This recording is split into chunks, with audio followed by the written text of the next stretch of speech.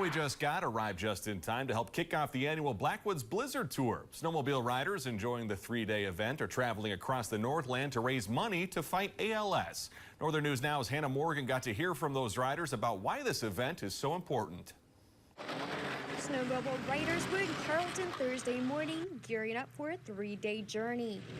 And it's all for a good cause. It's part of my heart. I just want to support this.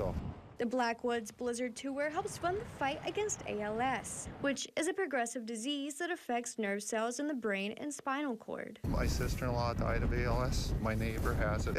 It affects a lot of people, and most everybody here, it's affected somehow or another. And this fundraiser all started more than 2 decades ago. With 4 guys that rode their snowmobiles around Lake Superior in honor of a friend that had been recently diagnosed with ALS. A year later, a group banded together to create what we now know as the Blackwoods Blizzard Tour. This year we have 260 riders going with us on the tour. This year they've already raised more than $1 million. The way it works is riders must raise or donate a certain amount of money, and it all goes back to people in the community. It's local. We work with the ALS Association in here in Minnesota, and that's where our funds are going.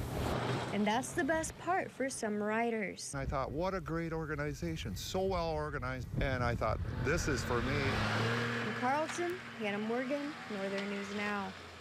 Thank you, Hannah. Riders departed to Lake Vermilion this morning, and they'll head to Grand Rapids on Friday before returning to Black Bear Casino Resort in Carlton this Saturday.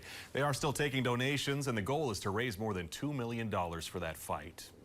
Down in St. Paul today, the Minnesota House